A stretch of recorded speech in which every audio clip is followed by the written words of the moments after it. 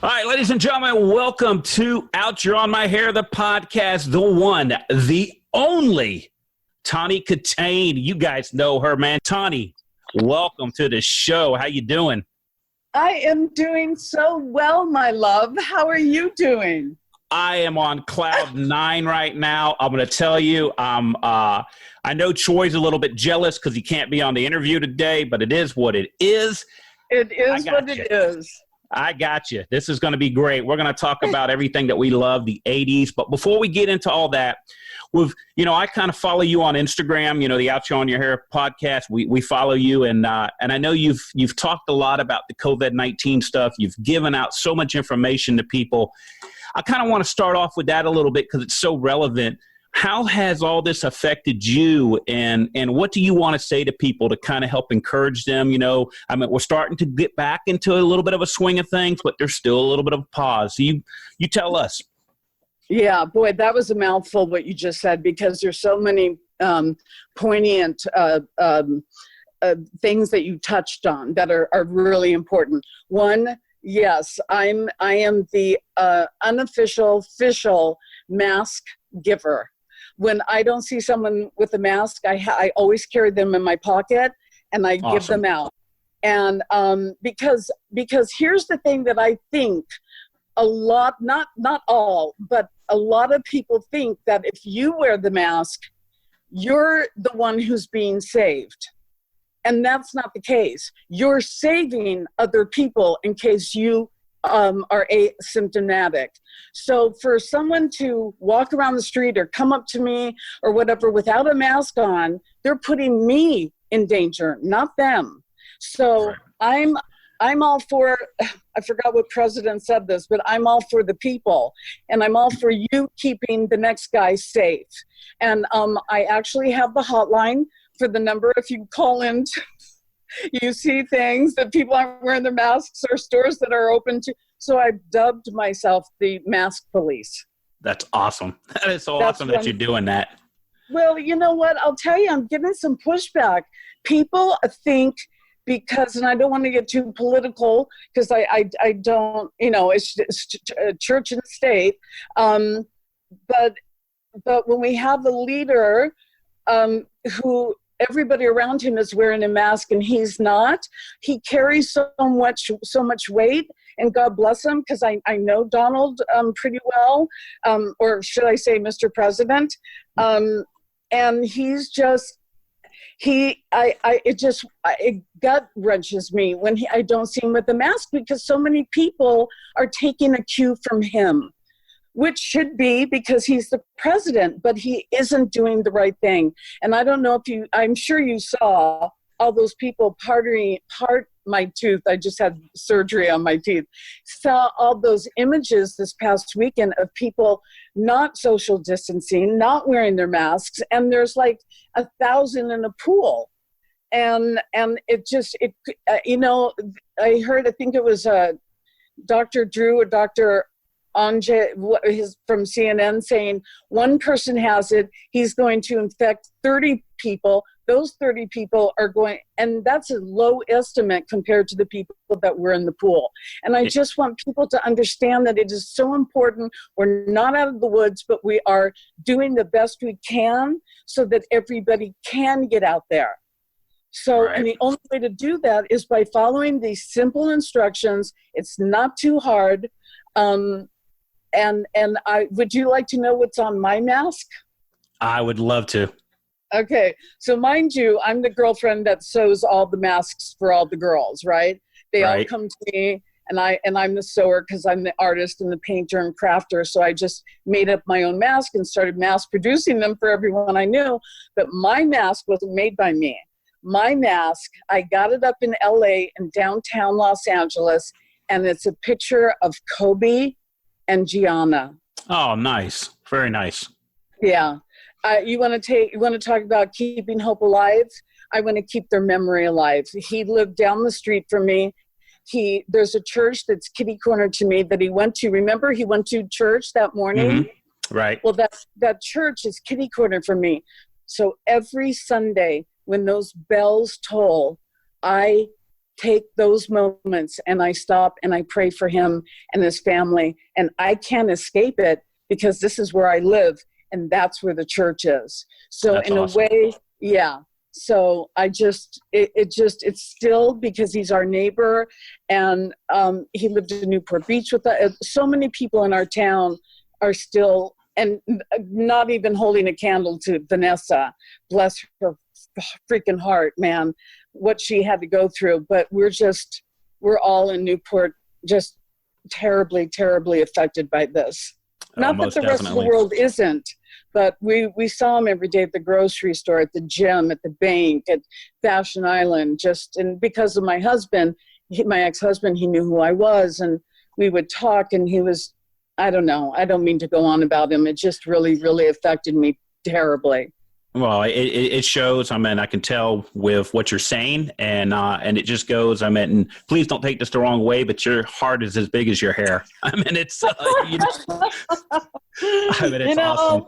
I mean, look at all this. It's like, and people have the nerve, which it's fine with me, but they come up and they'll go, before they even say anything, they'll go and put their hands in my hair and go, are those extensions? And I'm like, first of all, can you get your hand out of my hair? I don't know the name. Keep your hands to yourself there.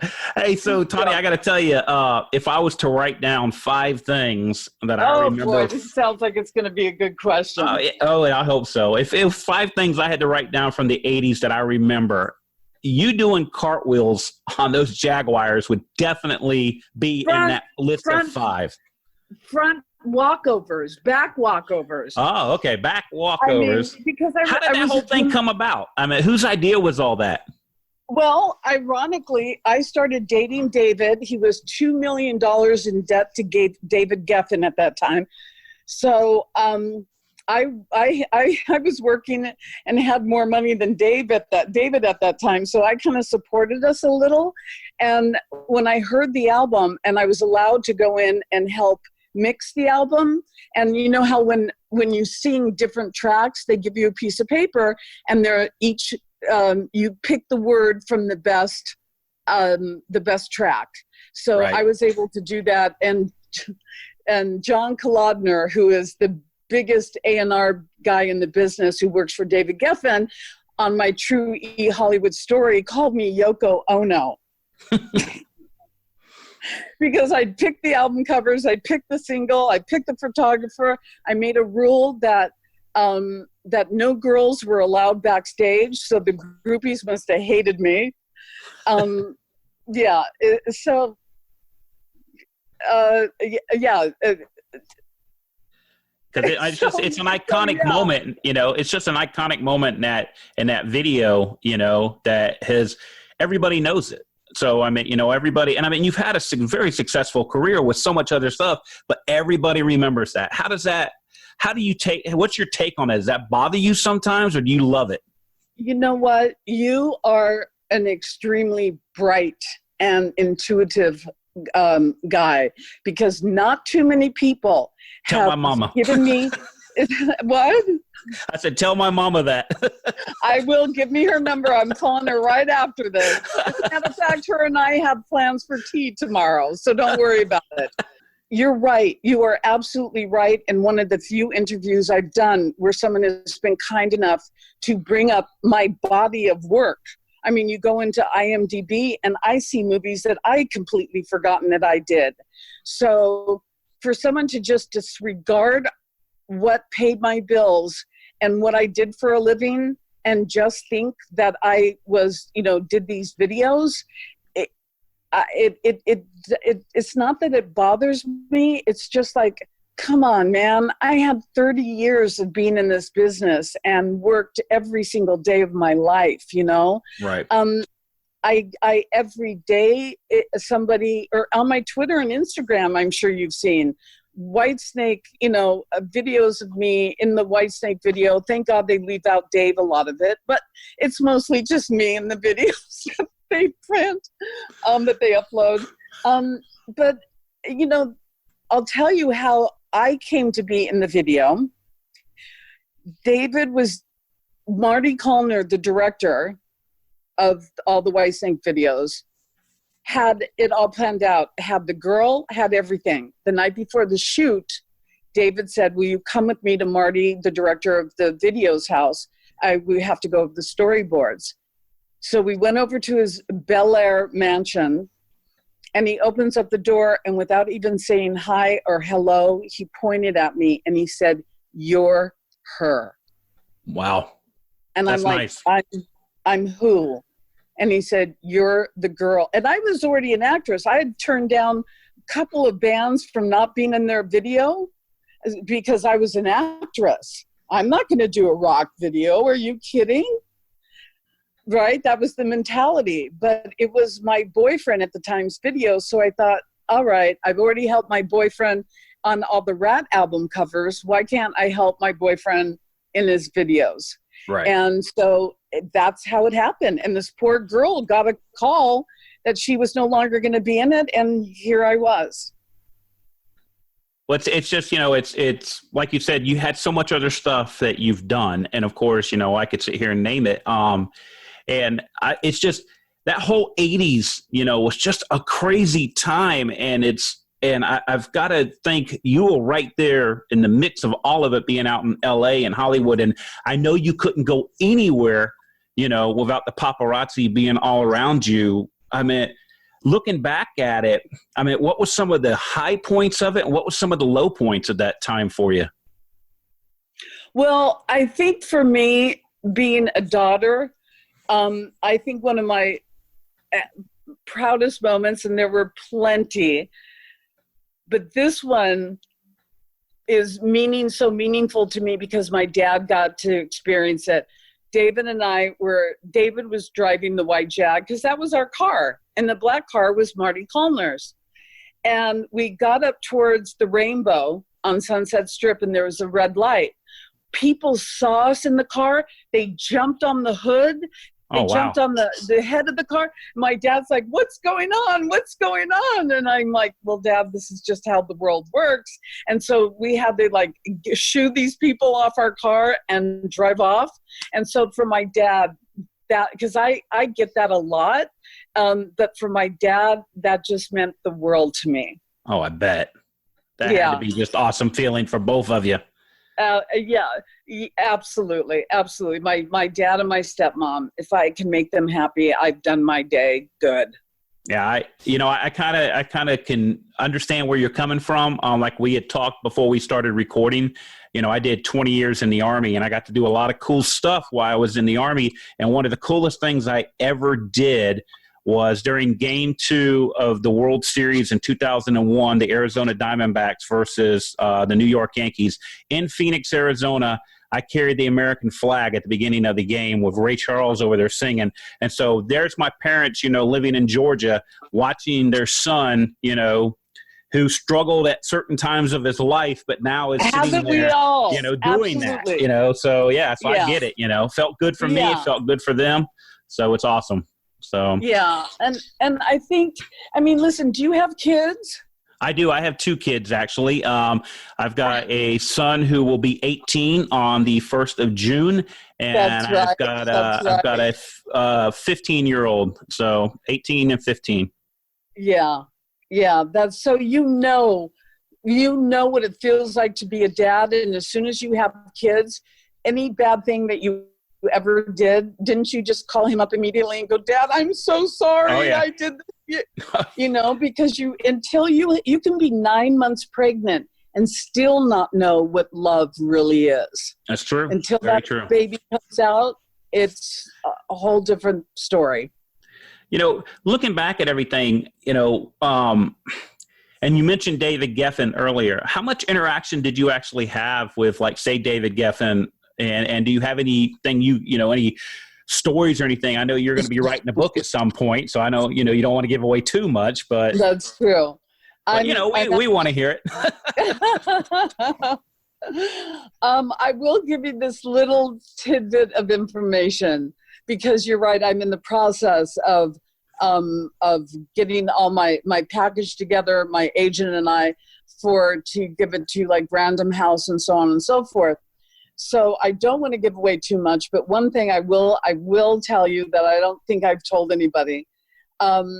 They're two powerful in the 80s, two extremely powerful agents in the 80s. One, his name is Doc McGee. Motley Crue, Bon Jovi, you name it, he had him. And then the other big manager was Howard Kaufman, who had Stevie Nicks, Fleetwood Mac, Beach Boys, Aerosmith, Poison, you name it. So, and I've known Doc since I was 19 years old, and Howard I didn't meet until I was in my late 30s. So David Geffen wanted the boys to go with Motley Crue with Doc McGee. So I called up and I made an appointment to go in and see David Geffen, and it became two lions in his office. He got up and put his hands on his desk, and he got in my face, but kindly got in my face and said, "The band is going with Doc McGee." And I said, "David, you might have your name on this building, but this is my band, and they're going with Howard Kaufman." And he said, "Why do you want Howard Kaufman and not Doc McGee, who has Motley, Bon Jovi, so on and so forth?" And I said, "Thank you for making my point." Thank you, David, for making my point. That's exactly why I don't want to go to him, and exactly why I want to go to Howard Kaufman. I got up, put my hands on the desk, and leaned forward. Our faces were like not very good at social distancing at that point. And who won that bet? I'm sorry, David, I did. They went with Howard Kaufman. That's awesome. That's awesome there. Hey, I think that was probably one of the first times he ever lost an argument. Yeah. It's everybody knows that, when you were in high school, you dated, and even after high school, the late, great, awesome Robin Crosby. And Thank you. Just kind of tell us a little bit about Robin and your relationship with him and the early days, of him and Rat. Because, he's just a lot of people, unfortunately, they don't remember Robin as well as they probably should because he's not brought up as much. What a great guitar player, and from what I read, what a wonderful individual. Oh my God. I and I'm not only being biased, he really, really is. And I don't use past tense because he's still in my life. Okay. I know that may sound weird, but he's still in my life. So I talk about him like he's still here. That's who I would be with right now if I'm single, but that's who I would be with right now if he wasn't gone. I miss him every day. We met when we were 15. Our birthdays are one day apart. Oh, okay. And yeah, so we're both Leos, so we're both very strong personalities. And I met him at a high school dance in La Jolla. And yeah, we met in a high school dance, and we never left each other's sides since then. And we still remained, even though I broke his heart and moved in with Pete Angelis, moved up to date Pete Angelis, who was the lighting director for Van Halen, who turned into the manager of Van Halen.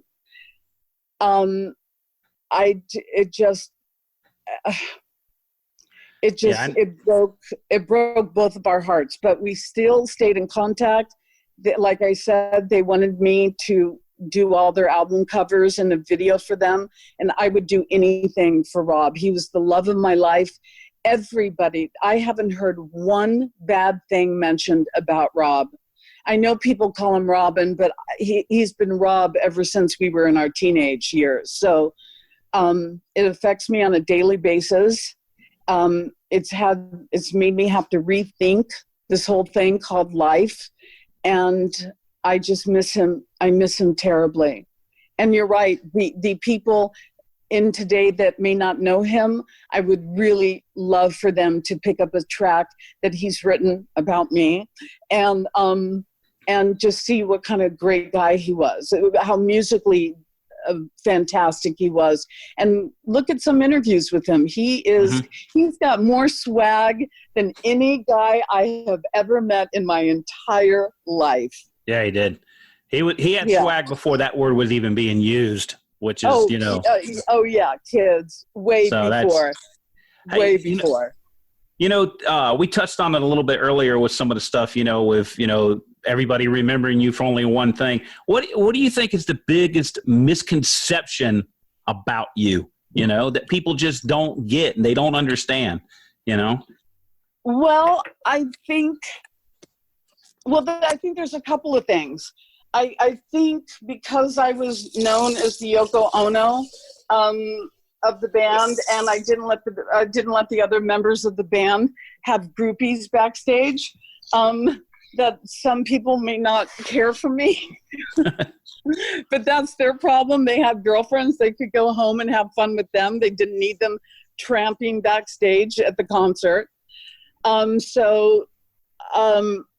kind of known for that, which wasn't pleasant for, like I said, a couple of the guys, but it was my show and it was David's show, so we could make the rules up.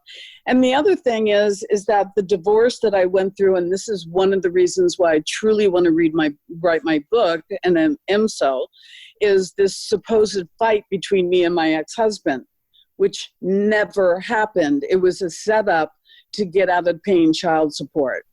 Okay. Wow. So, but people don't know that, and they don't know it's not true. They just read everything on the internet and believe everything's true. And, like they're doing with Twitter right now, where they're fact checking busting Trump for the lies that he's saying. I would love I'd love people to fact check what really went on with him and I too, because it really, really bothers me. I can imagine, I can only imagine, I guess, that, what you had to go through, and because the internet can be, bullies, it can be lies, and there's so much stuff. And then you tack on, any type of person who has any type of celebrity star about them, it even triples, double, quadruples, what people believe, because they think as soon as they read it, it's got to be gospel. It's got to be the truth. And, and I'm glad that you cleared it up, and I look forward to reading the book when it comes out to read the whole thing. Well, thank you so much. I really appreciate that. I mean, I like I said, I'm not only doing it for the world, but I'm doing it for my kids, and the kids have to know. Without throwing him under the bus, it was Right. just his attorneys, and it was like I married a corporation. So I don't blame him. He's more than made up for it. And if I had done what they said that I did, he would not be helping me whatsoever. Our kids are grown, and he's still helping me and doing really wonderful things for me that people don't know. They see this side where I supposedly beat him up with a shoe, which in People magazine, they said, this is what really killed me. They said I was wearing a pair of $29 high heel shoes, and all the rest of it was really bad. But that part really got under my skin. I was like, I was wearing $800 suede over the knee Manola Blahnik shoes. I wasn't wearing a pair of $29 stupid shoes. That was my takeaway from the whole thing. I just wanted people, that was so stupid. But we're fine and we're good. But it was a tough thing to go through. It was really tough. I can only imagine. Hey, as we start kind of winding this interview down, because, I don't want to steal up too much of your time, kind of how would you explain the 80s to somebody who doesn't know the 80s? What would be, let's say the young new generation that's coming up, like my 15-year-old son, how would you explain the 80s from Tawny's, look at it? I always tell people that the 80s wasn't just another decade. It was a lifestyle. Very true. Everything revolved around the 80s. We have so many different genres now and so many different people in those genres now. The guys in the 80s, I have to say, were competitive but weren't competitive. It's like when you see your favorite football team and afterwards the coaches come up to or the players that come up to each other and fist bump or whatever. Mm-hmm. That's what rock and roll was like. But it was from the way that we dressed, to the way our hair looked, to just like imagine punk rock. Punk rock was a lifestyle too. It wasn't just all about the music. Well, Right. 80s was that. And we had some very, very interesting people in the 80s that my book is going to be full of. Oh, I'm sure. but when you can put on some clothing and walk out of the room and have someone say, "Oh my God, are you really going to go looking like the 80s tonight?" That says a lot about a decade, because of what I'm wearing, you can tell. I mean, that's what you and I lived through, but we didn't have to ask each other, what are you doing? We just all knew, because that's how we dressed. It's how we think. It's how we ate. It was our entire beings, 24/7. Yep. I tell people all the time, I know Ronnie James Dio started the whole thing, but I just remember in the 80s, it was, you throw your horns up and everybody knew exactly you were a rocker. They knew you, you were into the metal, you were into all of it, And so, it's awesome and great. Hey, so I know everything with COVID has kind of slowed everything down. Besides the book, what else you kind of got going on for the rest of the year, going into next year? What you got happening? Well, like I said earlier, the immediate thing that I'm doing is mass producing masks, so I can hand them out to strangers. But so many. I just got an email from my agent saying that the rest of the year isn't looking good for like conventions, for like meeting people and everything, just like in sports and so on and so forth. But I do have one coming up. It's called 80s in the Sand, and it's going to be, we usually do it in the Dominican Republic, but this one is going to be done somewhere way down south in Mexico in a beautiful resort. So if anybody goes to 80s in the Sand, you'll get the information. And I think they want to do it sometime October, November. So we should have a pretty good handle on what's going on by then. Okay. I'm not saying we're going to, but we should. And we'll be able to know if we can go forward with that thing. And I think in Mexico, they probably might be a little more lax than we are opening up our convention centers. So if people basically, I know you're on Instagram, and I'm assuming you probably got Facebook and Twitter and everything else as well, because I know you do. We follow you. So yeah, is that the best place for people to keep up with you? All verified that way, because there's tons of Tawny Kitaen on Instagram. I'm like, which one's me? And then I got verified, and I went, oh, okay, this is my account.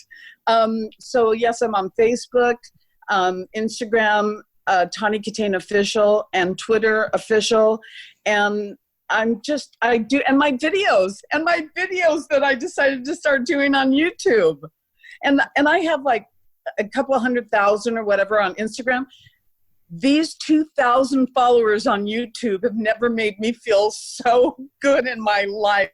Awesome. I thought I'd had like 3-4 people watching. I'm already up in the thousands, and I'm like, oh my God. So it's called awesome. Tawny's Take. So I talk about everything from, I've got cramps today to,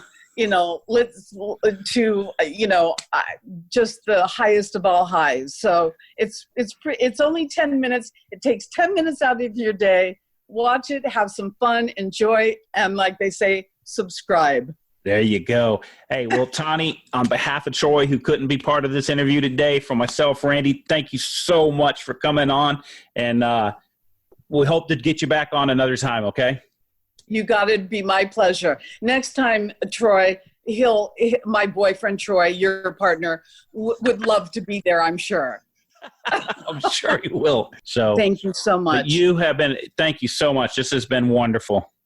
It's been my pleasure. My pleasure. And you've been so nice and so sweet to deal with me. And I can't tell you how much I appreciate that.